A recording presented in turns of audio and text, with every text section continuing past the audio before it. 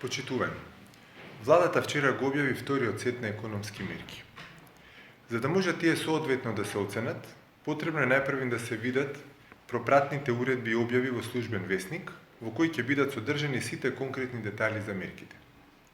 По донесувањето на овие уредби и нивното објавување во службен весник, Стопанската комора на Македонија ќе направи анкетирање на своите компании членки, исто како што тоа беше случај со првиот сет на мерки. И тогаш ќе може да ги сумира оценките за новите економски мерки.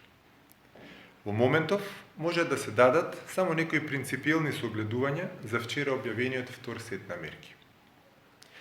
Јасно е дека неповолните економски случувања поврзани со коронавирус кризата негативно се одразуваат на буџетот на државата. Оттаму станува јасно дека во моментов владата располага со ограничени финансиски ресурси и тоа е факт што влијае на дизајнот на мерките. Имајќи го предвид овој ограничувачки елемент, споредбите со други земји кои имаат поголем финансиски капацитет, тековен или потенцијален, во суштина не помагаат.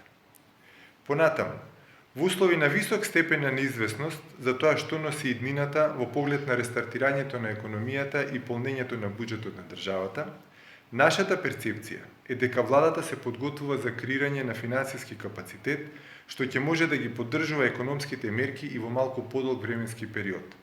Тоа значи дека всушност се прави распоред на силите и на финансиските средства.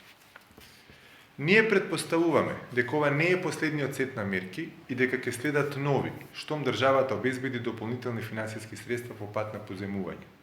Всушност, тогаш и ќе можеме да ја согледаме целината на мерките и неа соодветно да ја оцениме. Досегашните мерки се примарно насочени кон зачувување на ниско платените работни места. Ние очекуваме дека ќе бидат донесени и нови мерки. Доколку тоа не се случи, тогаш товарот од кризата во најголем дел ќе падне на приватниот сектор.